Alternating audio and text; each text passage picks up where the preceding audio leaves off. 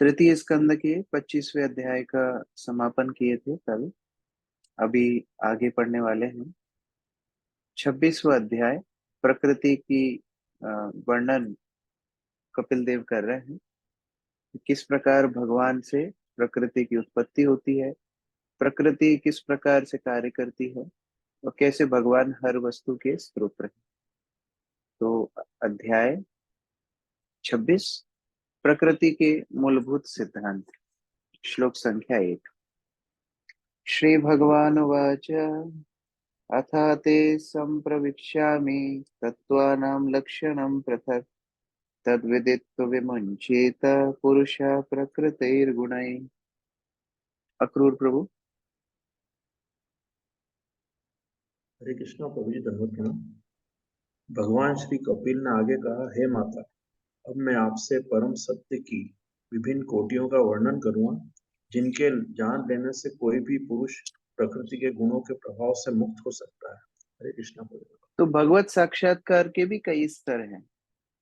जैसे प्रभुपाद कई बार उदाहरण दिया करते थे, हम मानो कमरे में बैठे हुए हैं और सूर्य की किरणें कमरे में आ रही हैं, तो हम केवल सूर्य की किरणों के अनुभव से ये पता कर सकते हैं कि सूर्य आ गया, लेकिन सूर्य को हमने देखा नहीं।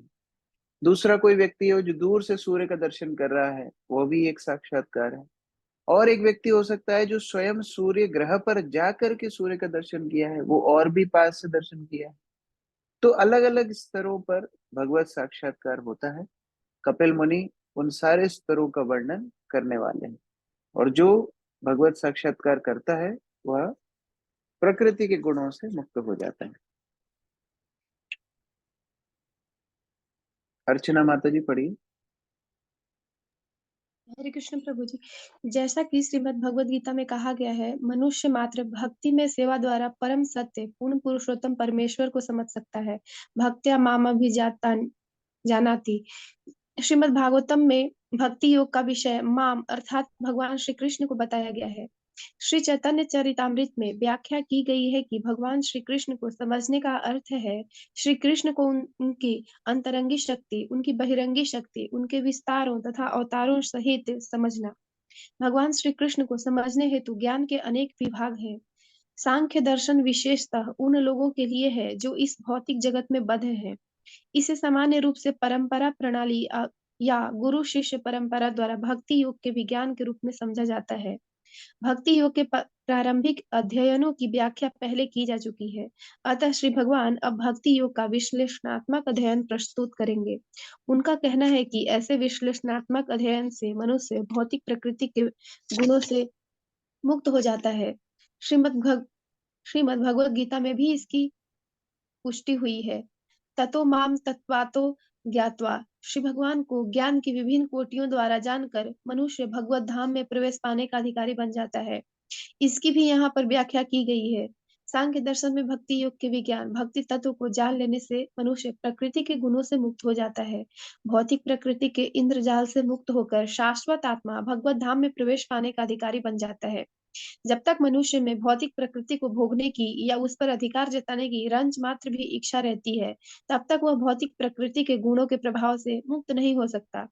अतः मनुष्य को विश्लेषण द्वारा पूर्ण पुरुषोत्तम भगवान को समझना होगा, जैसा कि भगवान श्री कपिल ने सांख्य दर्शन में समझाया है। हरे कृष्ण। भगवान भगवत गीता में बोलते हैं केवल भक्ति के द्वारा मुझे जाना जा सकता है। तो जब हम परंपरा में गुरु शिष्य परंपरा के माध्यम से भक्ति के अनुसरण के माध्यम से भगवान को जानते हैं, तो उस ज्ञान को प्राप्त करने के बाद और कोई ज्ञान प्राप्त करने लायक नहीं रह जा सकता। और जब ऐसी स्थिति आती है तो भौतिक प्रकृति हमको प्रभावित नहीं करती। हम कल भी चर्चा कर रहे थे, परम दृष्टवा निवर्तते। जब उत्कृष्ट स्वाद मिल जाता है, हायर टेस्ट मिल जाता है, तो निकृष्ट वस्तुएं अपने आप छूट जाती है। इसीलिए ये संबंध ज्ञान बहुत आवश्यक है।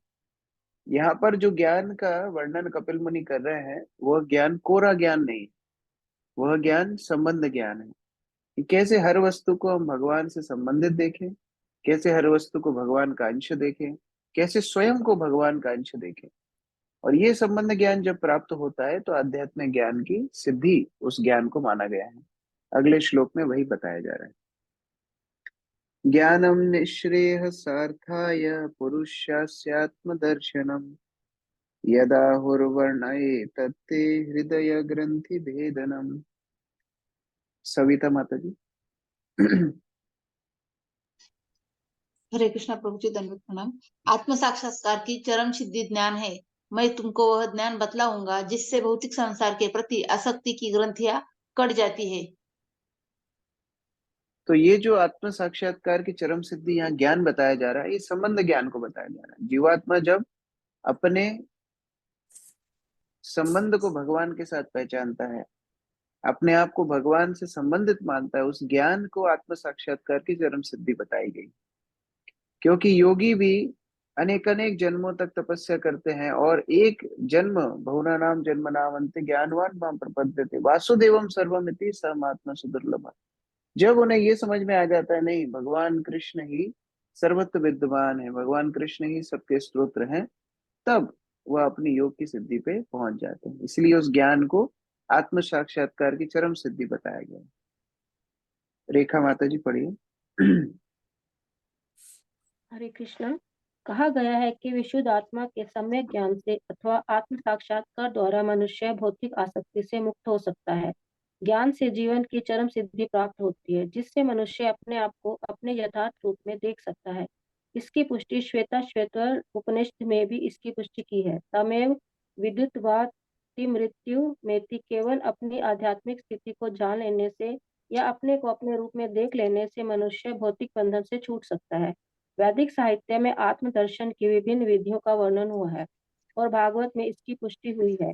पुरुषस्य आत्मदर्शनम, कि मनुष्य को अपने आप को देखना होता है और जानना होता है कि वह क्या है। जैसा कि कपिल देव अपनी माता को समझाते हैं, उपयुक्त प्रामाणिक स्रोत से सुनकर यह दर्शन किया जा सकता है। कपिल देव सबसे बड़े प्रमाण है, क्योंकि वे भगवान है, और यदि कोई बिना मतांतर के जो कुछ कहा गया उसे यथा रूप में ग्रहण करता है तो वह आत्मदर्शन कर सकता है। भगवान चैतन्य ने सनातन गोस्वामी से व्यक्ति की वास्तविक स्वाभाविक स्थिति की व्याख्या की है। उन्होंने प्रत्यक्ष कहा है कि प्रत्येक जीवात्मा कृष्ण का शाश्वत दास है। जीव स्वरूप है कृष्णेर नित्य दास, प्रत्येक जीव शाश्वत दास है। जब मनुष्य को यह ज्ञान हो जाता है कि वह परमात्मा का अंश रूप है और उसकी शाश्वत स्थिति परमेश्वर की संगति में रहकर सेवा करना है, तो वह स्वरूप सिद्ध हो जाता है।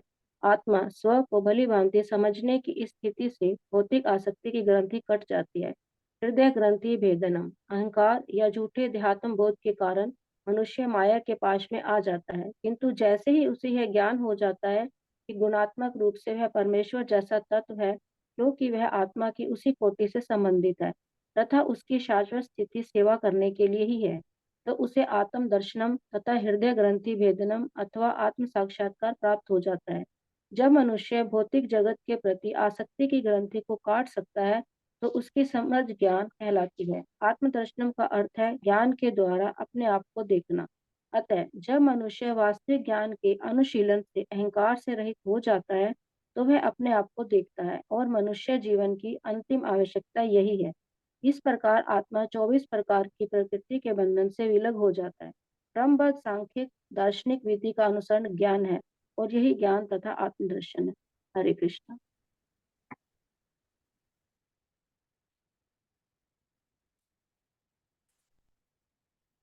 हरे कृष्ण प्रभु जी, आवाज नहीं सुनाई दे रही। हरे कृष्णा। कई बार जैसे हमारे वैदिक साहित्य में ये ज्ञान की तुलना प्रकाश से की गई। प्रकाश प्रकाश से क्यों की गई है? क्योंकि अगर हमको खुद को देखना है, दूसरों को देखना है, या किसी भी वस्तु को देखना है, तो हमको प्रकाश की आवश्यकता होती है। अच्छा भला व्यक्ति हो जिसकी आंखें हैं, लेकिन प्रकाश ना हो, अंधेरे में वो भी नहीं देख सकता। तो उसी प्रकार से जब ये भगवत ज्ञान हमारे जीवन में आता है, तब आत्म साक्षात्कार संभव है। लोग कई बार मोटिवेशनल स्पीकर्स को सुनते हैं, वो लोग बोलते हैं खुद की शक्तियां पहचानो, खुद आप बहुत कुछ कर सकते हो, आप ये बन सकते हो, वो बन सकते हो। कब तक खुद को नहीं पहचान सकता व्यक्ति? जब तक उसके जीवन में आत्म साक्षात्कार करने के लिए ज्ञान ना हो। आध्यात्मिक ज्ञान के बिना उसका आत्म साक्षात्कार संभव ही नहीं। इसलिए आत्मदर्शनम शब्द यहाँ पर प्रयोग हुआ है। जब हमें भगवत ज्ञान प्राप्त होता है, तभी हम स्वयं को, ईश्वर को और हमारे संबंध को देख सकते हैं। अब उस ज्ञान को बता रहे हैं कि किस प्रकार से भगवान के गुणों को पहचाना जाए। अनादिरात्म पुरुषो निर्गुण प्रकृते परा प्रत्यक धाम स्वयं ज्योतिर्विश्वयेन समन्वितम। सरिता माता जी पढ़िए। हरे कृष्णा प्रभु जी, दंडवत प्रणाम। पूर्ण पुरुषोत्तम भगवान परमात्मा है और उनका आदि नहीं है। वे प्रकृति के गुणों से परे और इस भौतिक जगत के अस्तित्व के परे हैं। वे सर्वत्र दिखाई पड़ने वाले हैं क्योंकि वे स्वयं प्रकाशवान हैं और उनकी स्वयं प्रकाशवान कांति से संपूर्ण सृष्टि का पालन होता है। हरे कृष्णा। भगवान के कुछ गुण यहाँ पर बताए गए हैं, जैसे अनादि, भगवान अनादि हैं, उनका कोई आदि नहीं है, और वो सभी विश्व के आत्मा है, इसलिए उनको बोला जाता है परम आत्मा। हम हमारे शरीर शरीर की आत्मा है, हम हमारे शरीर की नियंता है, लेकिन भगवान समग्र सृष्टि के नियंता है, इसलिए उनको परमात्मा बोला जाता है। पुरुषा, वही भोक्ता है। निर्गुणा, प्रकृति के गुणों से जो ऊपर है। प्रकृति परः, जो प्रकृति के बस में कभी नहीं आते। प्रत्येक धाम, हर व्यक्ति, हर सर्वत्र, सभी स्थानों में जिनकी उपस्थिति है। स्वयं ज्योति, जो स्वयं शक्तिमान है, उन्हें दूसरे की शक्ति के ऊपर निर्भर करने की आवश्यकता नहीं। विश्वम, जो सारे विश्व के आश्रय हैं। समन्विता, क्योंकि वो सबको पालन करते हैं, सभी के पालक हैं। तो भगवान के कुछ गुण बताए हैं प्रभुपाद जी ने बहुत विस्तार से इन सभी वस्तुओं का, सभी भगवान के गुणों की व्याख्या की है तात्पर्य में। जय माता जी पढ़िए। हरे कृष्ण प्रभु प्रणाम। पूर्ण पुरुषोत्तम भगवान को आदि रहित अनादि बताया गया है। वे पुरुष अर्थात परमात्मा है। पुरुष का अर्थ है व्यक्ति। जब हम अपने वर्तमान अनुभव से किसी व्यक्ति के विषय में सोचते हैं तो उसका प्रारंभ होता है। इसका भाव यह है कि उसने जन्म लिया है और उसके जीवन के प्रारंभ से लेकर अब तक का इतिहास होगा। किंतु यहाँ पर श्री भगवान को अनादि अर्थात आरंभ से रहित कहा गया है। यदि हम सभी व्यक्तियों का परीक्षण करें तो हम देखेंगे कि प्रत्येक का आदि होता है, किंतु जब हम ऐसे व्यक्ति तक पहुंच जाते हैं जिसका कोई आदि ही नहीं हो तो वे परम पुरुष होते हैं। ब्रह्म संहिता में भी यही परिभाषा दी गई है। ईश्वरः परमः कृष्ण, परमेश्वर परम नियंता भगवान श्री कृष्ण है। वे आदि रहित हैं और प्रत्येक के उद्गम है। यह परिभाषा समस्त वैदिक साहित्य में उपलब्ध है। श्री भगवान को आत्मा कहा गया है, तो आत्मा की क्या परिभाषा है? आत्मा सर्वत्र दर्शनीय है। ब्रह्म का अर्थ है महान, उसकी महानता सर्वत्र परिलक्षित है। और वह महानता क्या है? चेतना। हमें चेतना का व्यक्तिगत अनुभव होता है क्योंकि यह पूरे शरीर में फैली हुई है। यहाँ तक कि प्रत्येक रोमकूप में हम चेतना का अनुभव करते हैं। यह व्यक्तिगत चेतना है। इसी प्रकार परम चेतना होती है। इसके लिए एक लघु प्रकाश तथा सूर्य के प्रकाश का उदाहरण लिया जा सकता है।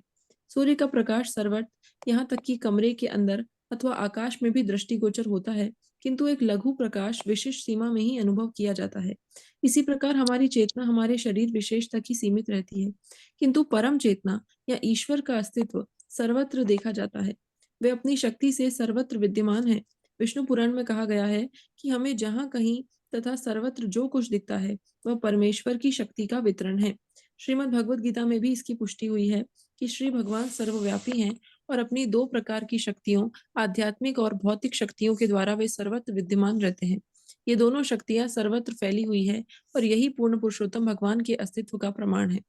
सर्वत्र चेतना का अस्तित्व क्षणिक नहीं है, ये अनादि है, अर्थात इसका कोई प्रारंभ नहीं, अतः यह अनंत भी है। यहाँ इस मत को स्वीकार नहीं किया गया कि चेतना का विकास भौतिक संयोग की किसी एक अवस्था में होता है, क्योंकि जो चेतना सर्वत्र विद्यमान है उसका कोई आदि नहीं है। यह भौतिकवादी या निरीश्वरवादी सिद्धांत कि आत्मा नहीं है, ईश्वर नहीं है और चेतना पदार्थ के संयोग से प्रतिफलित है, मान्य नहीं है। पदार्थ प्रारंभ विहीन नहीं होता, इसका प्रारंभ होता है। जिस प्रकार इस भौतिक शरीर का प्रारंभ है, उसी प्रकार विराट शरीर का भी है। और जिस प्रकार हमारा भौतिक शरीर हमारे आत्मा के आधार पर प्रारंभ हुआ, उसी प्रकार से यह समग्र विराट ब्रह्मांड रूपी शरीर परमात्मा के आधार पर प्रारंभ हुआ। वेदांत सूत्र का कथन है जन्मागस्य, यह समग्र भौतिक प्रदर्शन, इसकी उत्पत्ति, वृद्धि, पालन तथा इसका संहार परम पुरुष से उद्भूत है। श्रीमद् भगवद गीता में भी भगवान कहते हैं, मैं आदि हूँ, प्रत्येक वस्तु के जन्म का स्रोत हूँ। यहाँ पर पूर्ण पुरुषोत्तम भगवान का वर्णन हुआ है। वे क्षणिक व्यक्ति नहीं है और न ही उनका प्रारंभ होता है। उनका कोई कारण नहीं होता, बल्कि वे ही समस्त कारणों के कारण है। पर का अर्थ है परे, अर्थात सृजनात्मक शक्ति से परे। श्री भगवान सृजनात्मक शक्ति के सृष्टा हैं। हम देख सकते हैं कि इस भौतिक संसार में सृजनात्मक शक्ति है, किंतु श्री भगवान इस शक्ति के अधीन नहीं है। वे तो प्रकृति पर अर्थात इस शक्ति से परे हैं। उन्हें भौतिक शक्ति माया द्वारा उत्पन्न 3 प्रकार के ताप नहीं सताते, क्योंकि वे इससे परे हैं। भौतिक प्रकृति के गुण उनका स्पर्श तक नहीं कर पाते। यहाँ पर स्वयं ज्योति कहा गया है, जिसका अर्थ है कि वे साक्षात प्रकाश है। हमें इस जगत में यह अनुभव प्राप्त है कि एक का प्रकाश दूसरे का परावर्तन होता है, जिस प्रकार चंद्रमा का प्रकाश सूर्य के प्रकाश का परावर्तन है। सूर्य का प्रकाश भी ब्रह्म ज्योति का परावर्तन है। इसी प्रकार से आध्यात्मिक तेज ब्रह्म ज्योति परमेश्वर के शरीर का परावर्तन है। ब्रह्म संहिता में इसकी पुष्टि हुई है, यस्य प्रभा प्रभवतः। ब्रह्म ज्योति श्री भगवान की शारीरिक कांति के फलस्वरूप है, इसीलिए यहाँ स्वयं ज्योति कहा गया है, अर्थात वे स्वयं प्रकाश है। उनका प्रकाश अन्य अनेक प्रकार से वितरित होता है, यथा ब्रह्म ज्योति, सूर्य का प्रकाश तथा चंद्रमा का प्रकाश। श्रीमद् भगवद गीता में इसकी पुष्टि हुई है कि आध्यात्मिक जगत में सूर्य का प्रकाश, चांदनी या बिजली की आवश्यकता नहीं पड़ती। उपनिषदों में भी इसकी पुष्टि होती है, क्योंकि श्री भगवान की शारीरिक आभा आध्यात्मिक जगत को प्रकाशित करने हेतु पर्याप्त है। अतः सूर्य का प्रकाश, चांदनी या अन्य किसी प्रकाश या बिजली की कोई आवश्यकता नहीं पड़ती। यह आत्म प्रकाश भी इस मत का खंडन करता है कि आत्मा या आत्म चेतना भौतिक संजोग की किसी अवस्था विशेष में विकसित होती है। स्वयं ज्योति पद सूचित करता है कि किसी भौतिकता का रंच मात्र भी स्पर्श नहीं होता। यहाँ इसकी पुष्टि होती है कि श्री भगवान की सर्वव्यापकता उनके सर्वत्र प्रकाश से है। हमें अनुभव होता है कि सूर्य एक स्थान पर स्थित है, जबकि उसका प्रकाश चारों ओर लाखों मील तक प्रसारित है। यह हमारा व्यवहारिक अनुभव है। इसी प्रकार यद्यपि परम प्रकाश उनके निजी धाम वैकुंठ या वृंदावन में स्थित है, किंतु उनका प्रकाश न केवल आध्यात्मिक जगत में अपितु उसके परे भी व्याप्त है। इस भौतिक जगत में भी वही प्रकाश सूर्य गोलक द्वारा परावर्तित होता है और सूर्य का प्रकाश चंद्र गोलक द्वारा। इसी प्रकार यद्यपि वे अपने धाम में स्थित हैं, फिर भी उनका प्रकाश सर्वत्र आध्यात्मिक तथा भौतिक जगतों के ऊपर फैला रहता है। ब्रह्म संहिता इसकी पुष्टि करती है, गोलोक एव नित्य सत्य खिलात्म भूत। वे गोलोक में निवास करते हैं, किंतु तो भी वे संपूर्ण सृष्टि में विद्यमान है। वे प्रत्येक वस्तु के परमात्मा है, पूर्ण पुरुषोत्तम भगवान है और उनमें असंख्य दिव्य गुण है। यह भी निष्कर्ष निकलता है कि यद्यपि वे निसंदेह पुरुष हैं, किंतु वे इस भौतिक जगत के पुरुष नहीं हैं। मायावादी चिंतक यह नहीं समझ सकते कि इस भौतिक जगत के परे भी पुरुष हो सकता है, इसीलिए वे निर्विशेषवादी हैं। किंतु यहाँ बड़े ही उत्तम ढंग से बताया गया है कि श्री भगवान इस भौतिक अस्तित्व से परे है। हरे कृष्ण।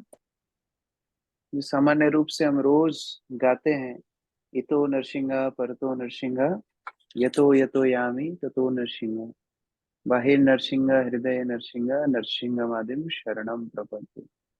हर वस्तु हर स्थान में भगवान की शक्ति, भगवान की उपस्थिति दर्शन करता है भक्त। ये भक्त का लक्षण है। तो यहाँ पर जो गुण बताए जा रहे हैं उनको हमारे भक्ति में कैसे हम समझ सकते हैं, कैसे भक्ति में उपयोग में ले सकते हैं कि हर वस्तु को भगवान का प्रकाश, भगवान का विस्तार समझ के प्रणाम करना है। ये रामायण इत्यादि ग्रंथों में यही सिद्धांत दिया गया है कि हर स्थान में भगवान की छवि, भगवान की उपस्थिति देख करके भक्त प्रणाम करता है। इसलिए भक्त किसी की निंदा, किसी की दोष, किसी के कष्ट पहुंचाने का प्रयास नहीं करता। यह बहुत ही विशेष ये सिद्धांत दिए गए हैं। अगर हम इन दर्शन, इन सभी सिद्धांतों को अपने जीवन में कैसे उपयोग लाना है उस दृष्टि से पाठ करें, तो फिर हमें ये सारे सिद्धांत बड़े महत्वपूर्ण लगेंगे। नहीं तो हमको ये कोरा ज्ञान लगेगा, हाँ भगवान सबके स्तोत्र हैं, सारा प्रकाश उनसे आता है, अपने धाम में भी रहते हैं, यहाँ भी रहते हैं, तो हम क्या करें। नहीं, हमको भगवान का अस्तित्व हर कण हर परिस्थिति में देखना है। ये हमारे भक्ति जीवन के लिए बहुत आवश्यक है। इसी को बोलते हैं कृष्ण चेतना। भौतिक संसार में जो लोग नशा करते हैं वो लोग सही गलत का निर्णय नहीं कर सकते, और आध्यात्मिक जगत ठीक उल्टा है। जो लोग भागवत का नशा करते हैं वो लोग सही गलत देख सकते हैं, जो लोग भागवत का नशा नहीं करते हैं वो लोग सही गलत नहीं देख सकते। तो अगर वास्तव में हमारी दृष्टि को पवित्र करना है, सोच को पवित्र करना है, तो ये भागवत की दृष्टि से देखना चाहिए कैसे भगवान सर्वत्र विद्यमान है, उनकी शक्तियों से पूरी प्रकृति चलायमान। वो भगवान इस प्रकृति को किस प्रकार चलाते हैं अगले श्लोक में बताया जा रहा है। सा एषा प्रकृतिं सूक्ष्मं दैवीं गुणमयीं विभु यदृच्छैव वोपगताम् अभ्यपद्यत लीलया। प्रफुल्ल प्रभु। हरे कृष्ण प्रभु, दंडवत प्रणाम। उस महान से महानतम पूर्ण पुरुषोत्तम भगवान ने सूक्ष्म भौतिक शक्ति को अपनी लीला के रूप में स्वीकार किया, जो त्रिगुणमयी है और भगवान श्री विष्णु से संबंधित है। हरे कृष्ण। तो भगवान ने फिर उसी अपनी शक्तियों का विस्तार 3 गुणों वाली माया के रूप में किया। ये 3 गुणों वाली माया जो सतोगुण रजोगुण तमोगुण के प्रभाव से पूरी सृष्टि को चलाती है, भगवान की ही बहिरंगा शक्ति है, जिससे पूरा विश्व चलायमान होता है। बसंत प्रभु पढ़िए तात्पर्य। हरे कृष्णा प्रभु जी, दंडवत प्रणाम। तात्पर्य, इस श्लोक में गुणमयीम शब्द अत्यंत महत्वपूर्ण है। देवीम का अर्थ है पूर्ण पुरुषोत्तम भगवान की शक्ति और गुणमयीम का अर्थ है प्रकृति के तीनों गुणों से युक्त। जब श्री भगवान की भौतिक शक्ति प्रकट होती है तो यह गुणमयीम शक्ति तीनों गुणों की शक्तियों के प्राकट्य के रूप में कार्य करती है। यह आवरण के रूप में कार्य करती है। श्री भगवान से उद्भूत शक्ति 2 रूपों में प्रकट होती है, परमेश्वर से उद्भव के रूप में तथा उनके मुखमंडल के आवरण के रूप में। श्रीमद् भगवद गीता में कहा गया है कि चूंकि संपूर्ण जगत भौतिक प्रकृति के तीनों गुणों से मोहित रहता है, अतः सामान्य जीव ऐसी शक्ति से आच्छादित होने के कारण श्री भगवान को नहीं देख सकता। यहाँ पर बादल का उदाहरण सटीक होगा। आकाश में अचानक एक बड़ा बादल प्रकट हो सकता है। इस बादल को 2 प्रकार से देखा जा सकता है। सूर्य के लिए यह उसकी शक्ति का सृजन है, किंतु सामान्य बद्धजीव के लिए यह उसकी आंखों के लिए आवरण, पर्दा है। बादल के कारण सूर्य नहीं देखा जा सकता। ऐसा नहीं है कि सूर्य वास्तव में बादल से ढक गया है, केवल सामान्य व्यक्ति की दृष्टि ढक जाती। इसी प्रकार यद्यपि माया परमेश्वर को आच्छादित नहीं कर सकती क्योंकि वे माया से परे है, किंतु यही माया सामान्य जीवात्माओं को आच्छादित कर लेती है। इस प्रकार आच्छादित होने वाले बद्ध जीव पृथक पृथक जीवात्मा है और जिनकी शक्ति से माया उत्पन्न होती है वे श्री भगवान है। श्रीमद् भागवतम में अन्यत्र प्रथम स्कंद के यहाँ पर 7वें बहुत अच्छा एक उदाहरण प्रभुपाद जी दे रहे हैं। कई बार हमें लगता है कि अरे माया कैसे भगवान को ढक रही है, कैसे हम माया की वजह से भगवान तक नहीं पहुंच पा रहे हैं। माया के अंदर वो शक्ति ही नहीं है कि माया भगवान को ढके, लेकिन जीवात्मा की दृष्टि को माया ढक लेती है। जैसे सूर्य को बादल नहीं ढकता है, बादल हमारी दृष्टि को ढकता है कि हम सूर्य को नहीं देख पाते। सूर्य तो इतना बड़ा है, बादल उसको ढक ही नहीं सकता है। सूर्य के प्रभाव से ही तो बादल बनता है। जब जल भाप बनकर ऊपर जाता है तभी तो बादल बनता है। तो सूर्य बादल की सृष्टि किया है, बादल सूर्य को नहीं ढक सकता है। उसी तरह भगवान माया की सृष्टि किए हैं, तो माया भगवान को कभी भी ढक नहीं सकती। परमेश्वरी माता जी पढ़िए आगे।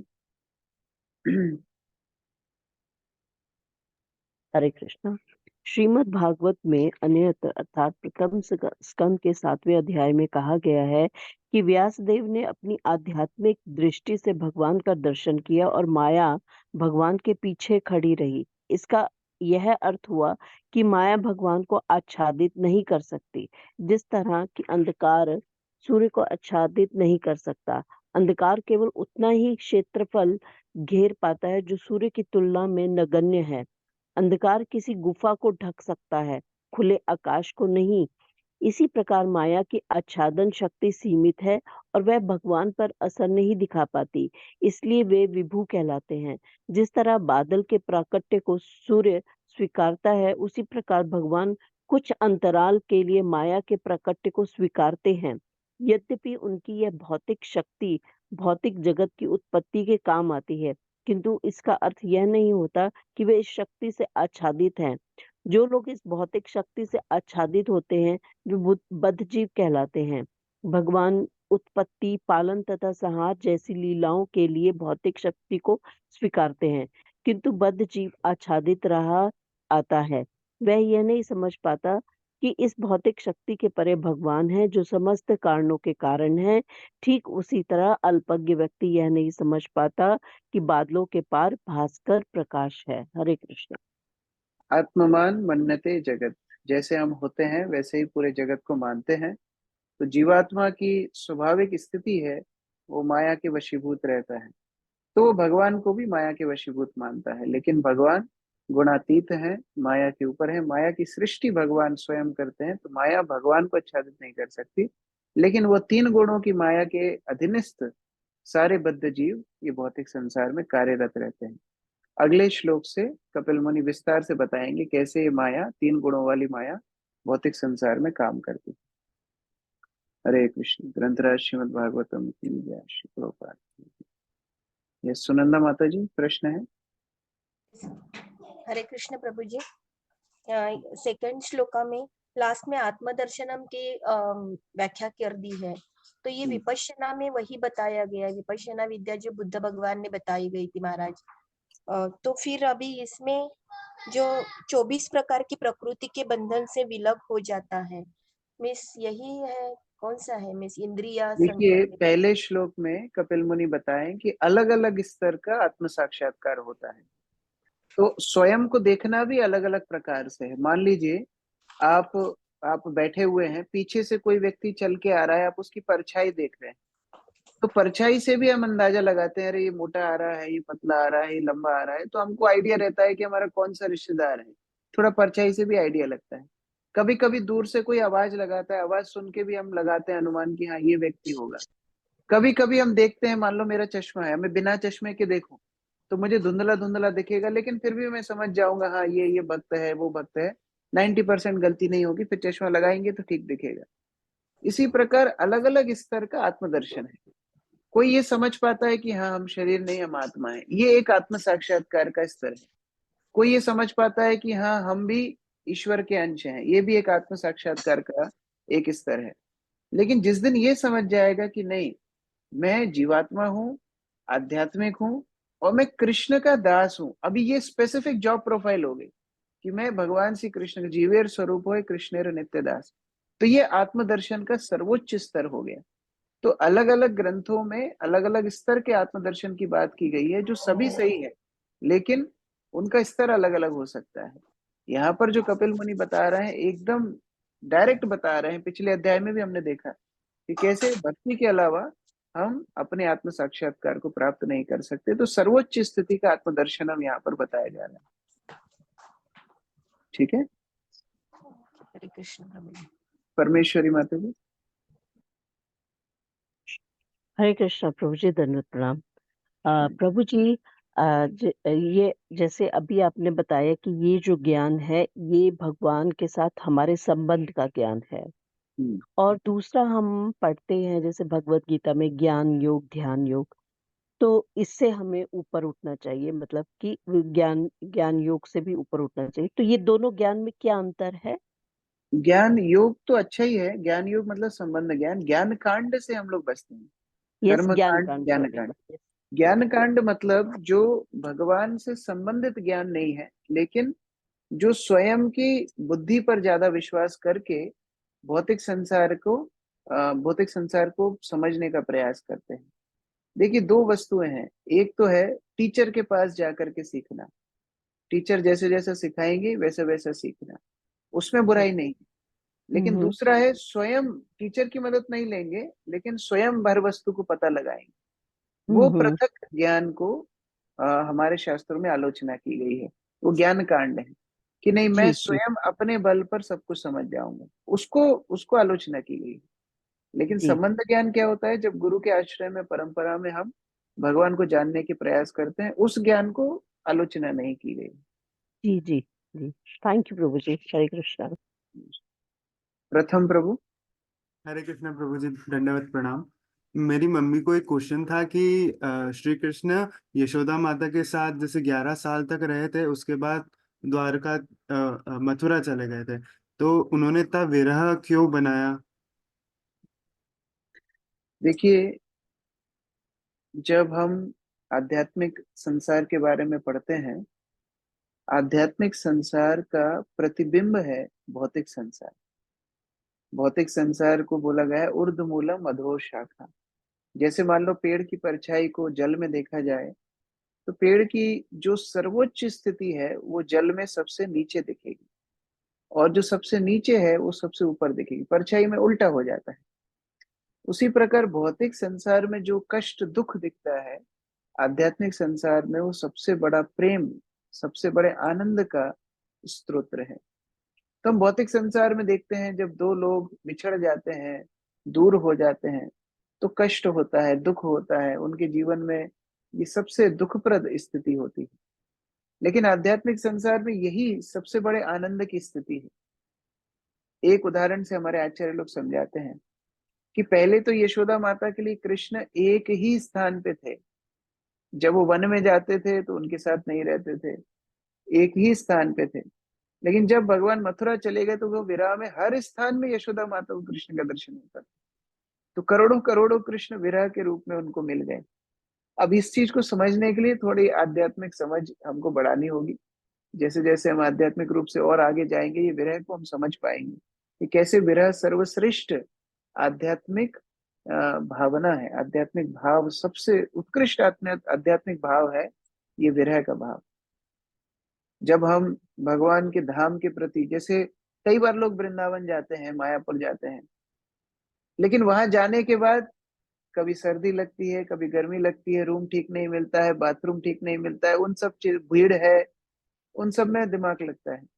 लेकिन कभी कभी आप जब करते करते आपको स्मरण होगा, ओ मैं वृंदावन नहीं जा पा रहा हूँ, राधा कुंड नहीं जा पा रहा हूँ, गोवर्धन नहीं जा पा रहा हूँ।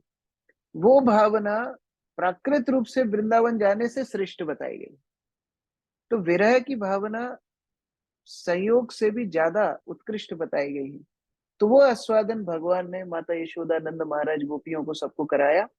और ऐसा भी बताते हैं कि भगवान तो वृंदावन छोड़ के कभी जाते नहीं है, वो वहां पर उपस्थित थे, लेकिन फिर भी क्योंकि प्रत्यक्ष रूप से लीला नहीं कर रहे थे गोपियों के साथ, भगवान माता यशोदा और नंद बाबा के साथ, वो विरह का आस्वादन करके करोड़ों करोड़ों ज्यादा प्रति उनका प्रेम भगवान के प्रति बढ़ गया था। तो ये विरह को समझना थोड़ा सा कठिन है। धीरे धीरे धीरे जैसे आध्यात्मिक शास्त्र आप पढ़ेंगे तो उसको और अच्छे से समझ पाएंगे। धन्यवाद प्रभु जी, हरि बोल। अक्रूर प्रभु। हरे कृष्णा प्रभु जी, धन्यवाद प्रणाम। प्रभु जी, श्री भगवान सृजनात्मक शक्ति के सृष्टा है। हम देख सकते हैं इस भौतिक संसार में सृजनात्मक शक्ति है, तो थोड़ा प्रकाश देंगे। सृजनात्मक शक्ति मतलब क्रिएशनल एनर्जी, जो हर वस्तु को बनाने की शक्ति है। हर वस्तु जिससे उद्भुत होती है, सृष्टि होती है। कई बार भगवान स्वयं किसी किसी वस्तु की सृष्टि करते हैं, जैसे भगवान के नाभि से कमल निकल के ब्रह्मा की उत्पत्ति हुई, ये डायरेक्ट भगवान से सृष्टि हुई। लेकिन फिर कई चीजें भगवान दूसरे जीवात्माओं के जरिए सृष्टि कराते हैं, जैसे ब्रह्मा द्वितीय सृष्टि करते हैं, माता पिता एक बच्चे को जन्म देते हैं, इत्यादि इत्यादि। तो ये सारी जो शक्ति है सृष्टि करने की, इसका स्रोत भगवान स्वयं है, वो बताया जा रहा है। ठीक है, रेखा माता जी। हरे कृष्णा प्रभु जी। प्रभु जी, आपने कभी भगवत गीता क्लास ली होगी तो कुछ लिंक होगा उसका? भगवत गीता पे थोड़ा बहुत इधर उधर चर्चा किया, ऐसा क्रमबद्ध रूप में अभी तक भगवत गीता किया नहीं है। लेकिन हम लोग अभी कल ही डिस्कस कर रहे थे, अभी भक्तों ने काफी भगवत गीता डिस्ट्रीब्यूट की है, और हजारों हजारों भक्तों ने, मतलब हजारों हजारों नए कॉन्टेक्ट्स लिए हैं। जिन्होंने भगवत गीता ली है उनके हमने नंबर और नंबर, नाम, ये सब लिए हैं, उज्जैन क्षेत्र में, इंदौर क्षेत्र में। तो हम लोग प्रयास कर रहे हैं कि अभी जनवरी 15 के बाद हम लोग एक भगवत गीता क्लास शाम के समय शुरू करेंगे, जिसमें जैसे अभी हम भागवत पढ़ रहे हैं श्लोक दर श्लोक, ऐसे भगवत गीता श्लोक दर श्लोक पढ़ेंगे उन सभी लोगों को लेकर। अब हजारों कांटेक्ट हैं, देखते हैं कितनी जीवात्मा मनुष्य नाम सहस्त्रेषु उसमें से कितनी इंटरेस्टेड होती है। लेकिन हमारा प्रयास है जिनको भी हमने भगवत गीता वितरण की है उनको हम भगवत गीता पढ़ाएं भी। केवल किताब बेचना हमारा लक्ष्य नहीं है।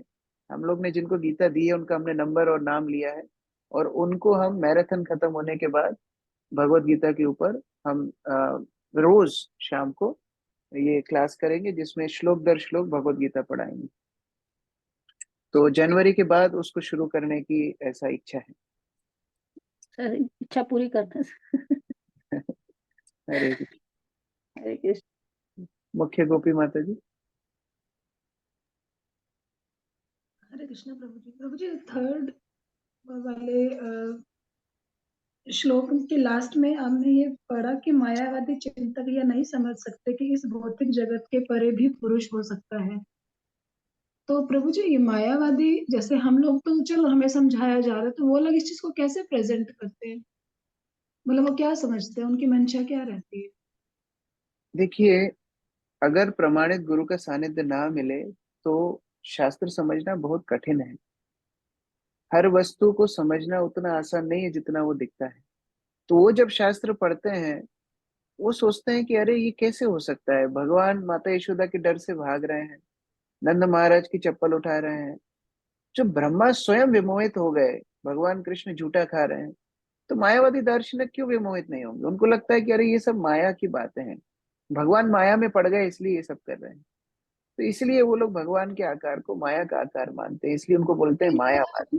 जब वो प्रवचन करते हैं तो इन सब चीजों को वो बोलते हैं, तो मतलब वो बोलते कुछ और समझते कुछ और है, ऐसा? इसीलिए तो पाखंडी है, इसलिए उनको नर्कगामी बताया गया है।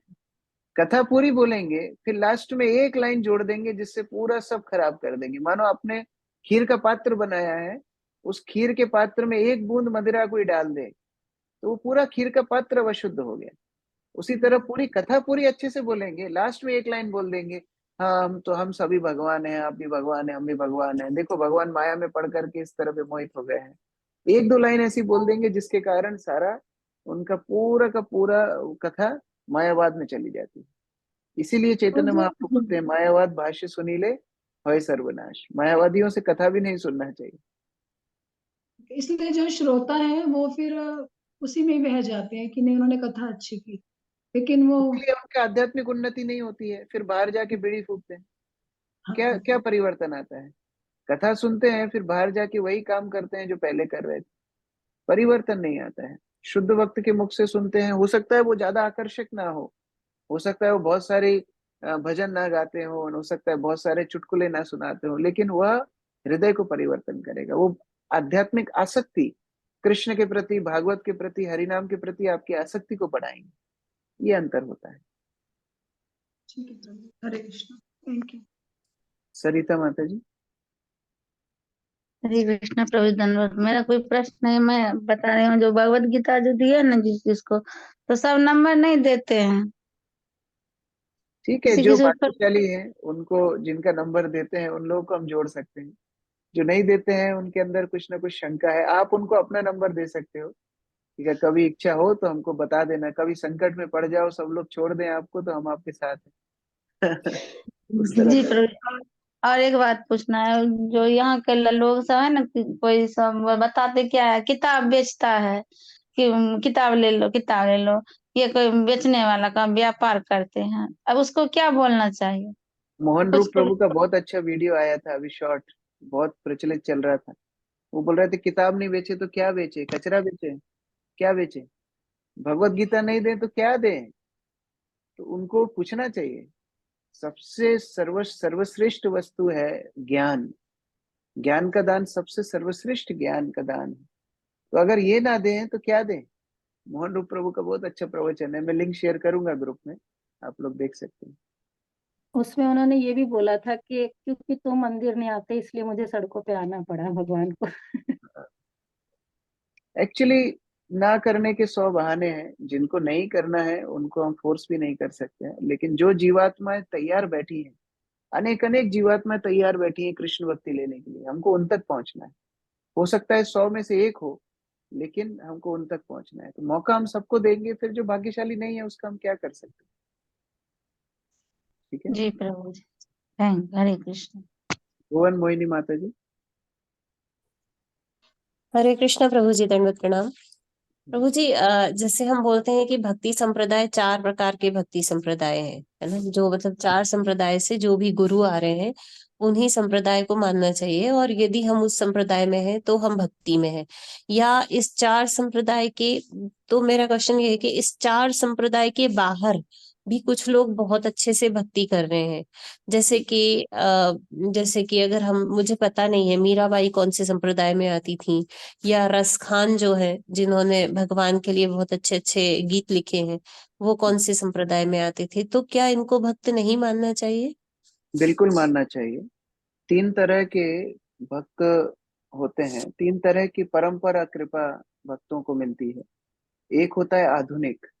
आधुनिक मतलब प्रत्यक्ष रूप से प्रमाणित परंपरा में जिन्होंने दीक्षा ली है, उनको आधुनिक भक्त बोलते हैं। दूसरे होते हैं पौराणिक। पौराणिक मतलब इस जन्म में हो सकता है उनके गुरु ना दिखे, जैसे मीराबाई, रसखान, इनके भक्त अभी अभी नहीं दिख रहे हैं कि इनके कोई गुरु हैं, लेकिन पौराणिक पिछले जन्म में किसी परंपरा से प्रमाणित गुरु से दीक्षा प्राप्त किए हैं, इसीलिए इस जन्म में उनकी भक्ति कंटिन्यू चल रही है। और तीसरा है पारंपरिक। पारंपरिक मतलब डायरेक्ट प्रमाणित गुरु से नहीं मिले, लेकिन उनके शिष्यों से, उनके फॉलोवर से मिले। जैसे मानो इस्कॉन के भक्त किसी को जा करके गीता दें, किसी को जा करके प्रशिक्षण दें, प्रचार करें। वो स्वयं गुरु नहीं है, लेकिन क्योंकि वो आध्यात्मिक गुरु से कनेक्टेड है, उनका संग अगर किसी को प्राप्त होता है तो उसको भी परंपरा की कृपा मिलती है। तो कभी भी ये नहीं सोचना चाहिए कि उनके गुरु नहीं थे, नहीं थे। हो सकता है इस जन्म में ना हो, पिछले जन्म में प्रमाणित गुरु उनको मिले थे, इसीलिए आज भक्ति कर रहे हैं। अब समस्या क्या है? समस्या हमारी है। रसखान, मीराबाई तो भक्त हैं, उनको तो गुरु की कृपा मिली है किसी ना किसी जन्म में, इसलिए तो शुद्ध भक्ति कर रहे हैं। लेकिन अभी जो जन्म में वो भक्ति कर रहे हैं, उन्होंने कोई परंपरा शुरू नहीं की है।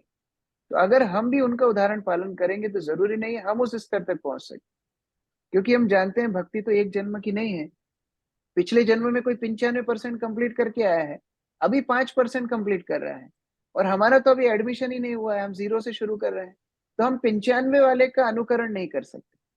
जैसे ब्रजवासी हैं, कई कई ब्रजवासी हैं, वो तो गुरु धारण नहीं करते हैं, वो अपना गुरु कृष्ण को मानते हैं। कोई अपने सनातन गुरु, सनातन गोस्वामी को अपना गुरु मानते हैं, कोई राधा रानी को अपना गुरु मानते हैं।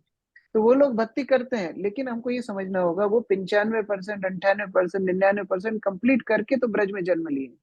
अभी थोड़ा 1-2% बचा है, वो कंप्लीट करके भगवत धाम चले जाएंगे। लेकिन हम आध्यात्मिक जगत से कोसों दूर है। हमारी स्थिति हमको पता है, हमारी कितनी रुचि है भक्ति में। इसलिए हमको परंपरा में प्रमाणित गुरु के आश्रय में दीक्षा लेके, शिक्षा लेके भक्ति का अनुसरण करना चाहिए। तो भक्त हैं, शुद्ध भक्त हैं, परंपरा के बाहर भी हैं, लेकिन ये मानना चाहिए कि उन्होंने या तो पारंपरिक ढंग से या पौराणिक ढंग से पहले गुरु की कृपा प्राप्त कर ली है, इसलिए वो आज वो भक्ति कर पा रहे हैं। और ठीक है। प्रभु जी एक और क्वेश्चन है, मतलब मेरे जो इसमें यहाँ पर जो पड़ोसी है, तो उन्होंने ऐसे बोला कि उनको हरे कृष्णा महामंत्र बताया, वो करने भी लग गई। फिर बाद में किसी ने उनसे कहा कि इस तरह से कि जो कबीर दास जी है, वो कहते हैं कि मन का फेर गया ना मन का फेर, इस तरह से है ना। तो कह रही थी कि अगर मन नहीं लग रहा है तो फिर ये मंत्र करने का कोई फायदा नहीं। उनको तो बोलना मैंने कि अपने बच्चों को यही दुआ सिखाना, बच्चे अगर पढ़ाई ना करना जाना चाहे तो स्कूल मत भेजना। अगर आपके पति बीमार हो, दवाई नहीं खाना चाहे तो उनको दवाई मत खिलाना। अगर मन का फेर ना हो तो कुछ नहीं करना चाहिए। ये सब न करने के बहाने हैं वास्तव में। ये यस जितने दोहे जो चलते हैं प्रचलित, वो कई बातें कबीरदास जी ने बोली हैं, वो नहीं बोलेंगे। उनको जो सिलेक्टेड पसंद आएगा वो बोलेंगे। जैसे गीता में सबसे फेवरेट श्लोक कौन सा है? यथा इच्छसी तथा करो। भगवान अर्जुन को कहते हैं, अर्जुन तुमको जो इच्छा है वो करो, वही सबसे फेवरेट श्लोक। बाकी गीता में भगवान ने कितना कुछ बताया वो सब ध्यान नहीं रहता है। तो ये सब ना करने के बहाने हैं। वास्तव में मन को प्रशिक्षण देना चाहिए। हमारा मन कोई अच्छा काम करने के लिए तैयार नहीं रहता है। हम ईमानदारी से काम करते हैं, दूसरा बेईमानी से काम करता है, मन तो ललचाता है। तो इसका मतलब ईमानदारी छोड़ देना चाहिए। बच्चे स्कूल नहीं जाना चाहते हैं, लेकिन फिर भी हम उनको भेजते हैं, नहीं बेटा तुमको पढ़ना जरूरी है, तुमको अभी समझ में नहीं आ रहा है, बाद में पढ़ाई का महत्व समझ में आएगा। तो हम मन की बात अगर समझेंगे, हमेशा मानेंगे, तो हमारे जीवन का नाश हम भौतिक संसार में भी कर लेंगे, तो आध्यात्मिक संसार तो बहुत दूर की बात। इसलिए ये सब जो प्रचलित धारणाएं हैं, उनके ऊपर ज्यादा विश्वास नहीं करना चाहिए। इनको भाई प्रैक्टिकल एग्जाम्पल देके खंडन करना चाहिए। तो यस प्रभु जी, उनको ये एग्जाम्पल दिया था हमने कि यदि रोगी हैं, अगर दवाई नहीं लेंगे और बोलेंगे जब ठीक हो जाएंगे तभी दवाई लेंगे, ये तो ठीक है। पर मैंने उनसे ऐसे बोल दिया कि हम मतलब कबीरदास जी एक ऐसे थे कि मतलब जो मॉरल वैल्यूज सिखाने वाले ना, ईमानदार रहो, सच्चाई सच बोलो, इस तरह की। पर वो कोई भक्त नहीं थे, तो हम उनको नहीं मानते क्योंकि वो किसी संप्रदाय में नहीं आते। तो ये क्या गलत आंसर था? आंसर सही है, लेकिन हो सकता है सामने वाला पचाने के लिए तैयार ना हो। तो इसीलिए उनके सिद्धांत का खंडन करना चाहिए। प्रभुपाद जी का स्टाइल क्या था? जैसे कोई बाबा, कोई साइंटिस्ट, कोई विचारक का कोई सिद्धांत लेके आता था ना, तो प्रभुपाद उसको खंडन नहीं करते थे। प्रभुपाद बोलते थे अच्छा ये बताओ वो सिखाता क्या है, उसके सिद्धांत का खंडन करते थे। तो हम उस व्यक्ति का खंडन ना करें, वो व्यक्ति के बारे में बोले ही ना, लेकिन वो जो शिक्षा दे रहा है उसका खंडन हम शास्त्र के अनुसार कर सकते, तो व्यक्ति को समझने में, स्वीकार करने में ज्यादा सरलता होती है।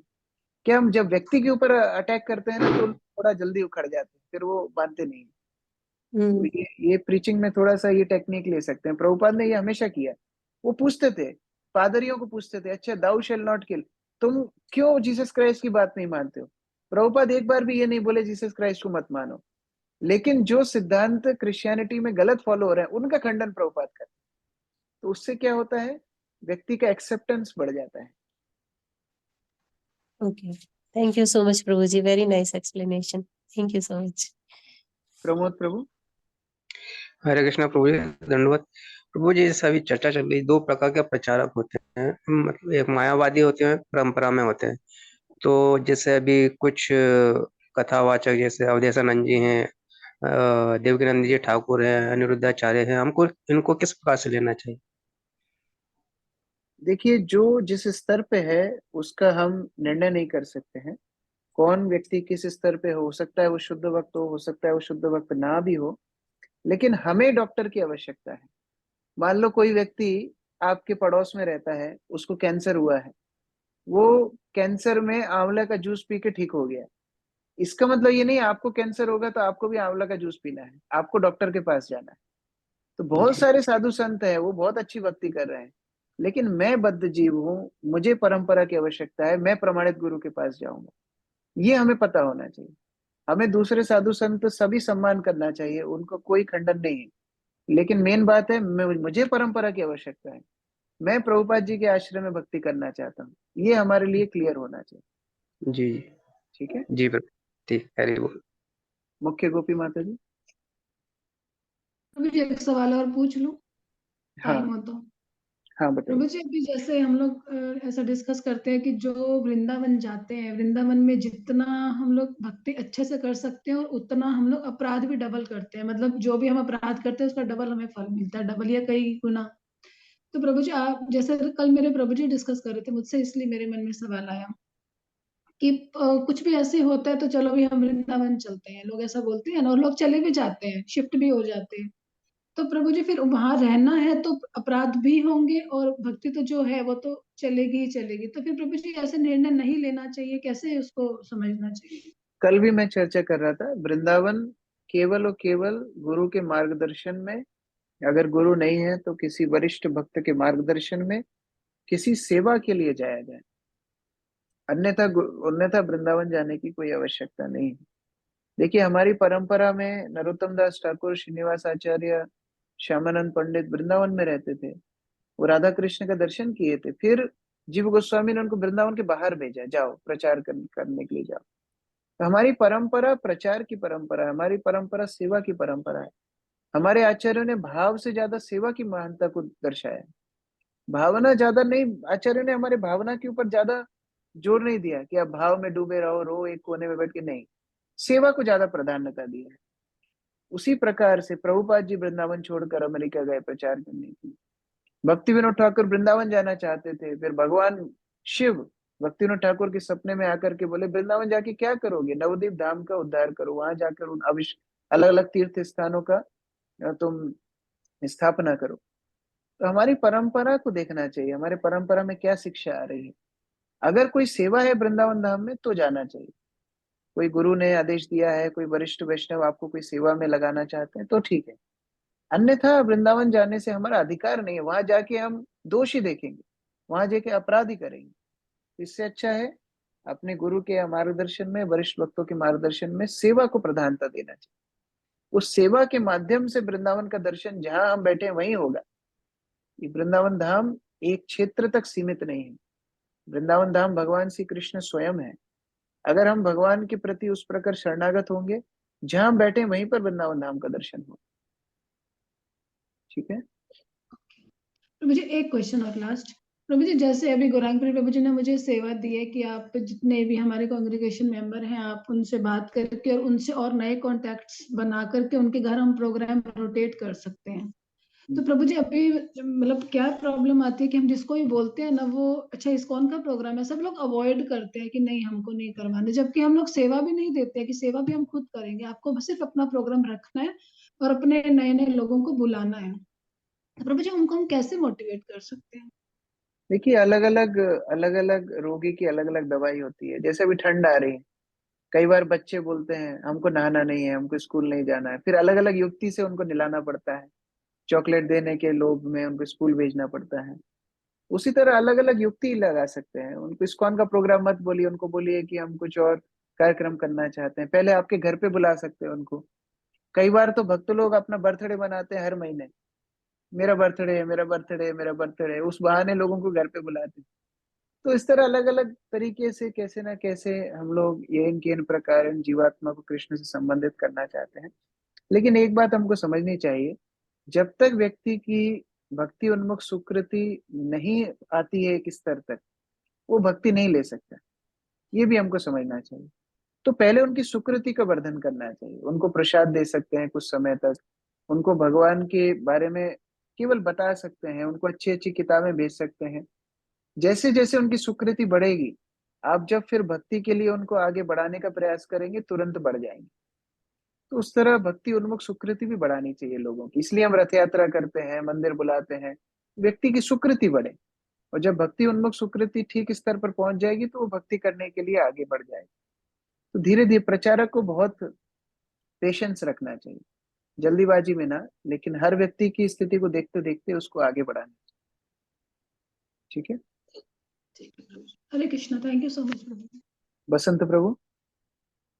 हरे कृष्णा प्रभु जी। प्रभु जी, ये जो बहुत लोग जैसे मोबाइल पे भेजते हैं अलग अलग तरह की वीडियो, हो सकता है वो काम की हो नहीं भी हो, तो क्या ये एक तो ये है, और इसी से रिलेटेड जैसे स्टेटस होते हैं या फेसबुक है, तो ये सब प्रजल्प में काउंट होगा, या किस तरह से एक भक्त इससे लेते हैं? हरे कृष्ण। बिल्कुल प्रजल्प है, बिल्कुल प्रजल्प है। इन वस्तुओं से बचना चाहिए। देखिए, आग इस्तेमाल करना अगर किसी व्यक्ति को ना आए, तो आग उसको जला देगी। उसी प्रकार से टेक्नोलॉजी है। आप कृष्ण की सेवा में लगा सकते हैं तो अच्छी बात है, नहीं तो उससे दूर रहना चाहिए। नहीं तो वो टेक्नोलॉजी आपको भक्ति से दूर कर देगी। तो थोड़ा सा सतर्कता से उसको ध्यान देना चाहिए। कई भक्त इन सब चीजों से दूर रहते हैं, फेसबुक, इंस्टाग्राम, इन चीजों से दूर रहते हैं, वो नहीं देखते हैं उन सब वस्तुओं को। लेकिन जो भक्त उसका उपयोग कृष्ण भक्ति के प्रचार में कर सकते हैं, वो लोग उसका उपयोग करते हैं। तो उस तरह वर्ष बड़ा सतर्क रहना चाहिए इन वस्तुओं से। प्रभु जी, इसमें एक छोटा सा चीज और था कि जैसे मैं बहुत दिनों से फेसबुक को बंद कर रखा था। अभी रिसेंटली जब भगवत गीता ये डिस्ट्रीब्यूशन हुआ, तो मैं इसका तो फोटो सब डाला, तो बहुत लोगों के मैसेज आए मुझे भी भगवत गीता चाहिए। या कई लोग हमारे जो गांव में रहते हैं, जैसे मैं जाने वाला हूँ, तो बोले आप आना तो मेरे लिए भी लेते आना। तो मैं वही सोचा कि ये मतलब इसको किस तरह से मतलब इसको आगे बढ़ाना चाहिए, यानी क्योंकि कुछ फायदा भी दिख रहा है, कुछ डर भी है। कबड्डी का गेम खेले हैं प्रभु जी?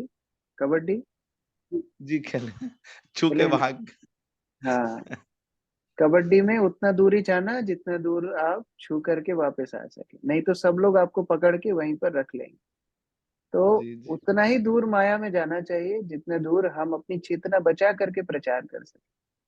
एक जी बार हम जब कॉलेज में थे, प्रचार करते थे, तो एक हमारे साथ एक भक्त था, वो कॉलेज में प्रचार करने के लिए गया।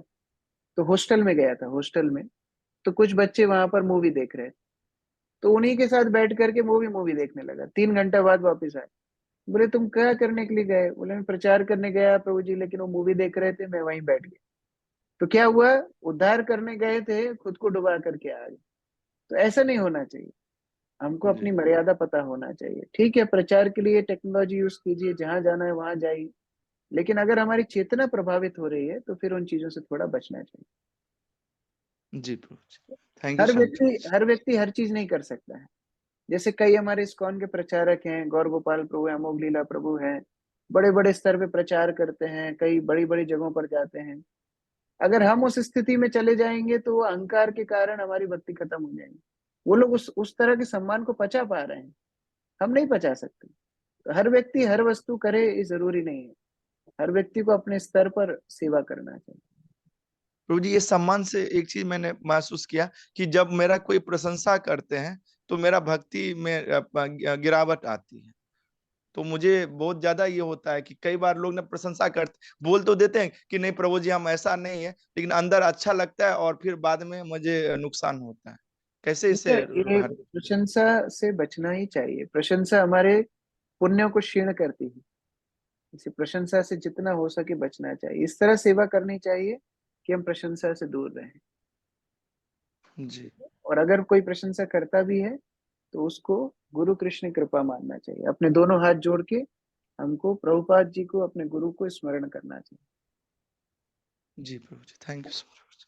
हरे कृष्ण। हरे कृष्ण। श्री प्रभुपाद की जय। समवेत भक्तवृंद की।